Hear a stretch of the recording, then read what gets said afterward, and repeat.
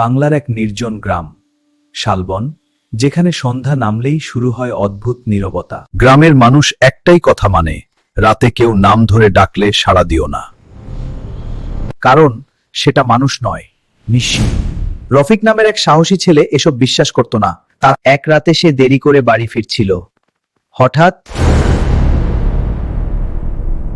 রফিক, এদিকে আয়। রফিক থেমে গেল। এটা তার মায়ের কণ্ঠ, কিন্তু মা তো বাড়িতে। চারপাশে সব শব্দ থেমে গেল, না ঝিং পোকার শব্দ, না বাতাস, শুধু সেই ডাক। সে জঙ্গলের গভীরে ঢুকে গেল। হঠাৎ দূরে দেখতে পেল একটা সাদা ছায়া দাঁড়িয়ে আছে। কিন্তু তার মুখ নেই।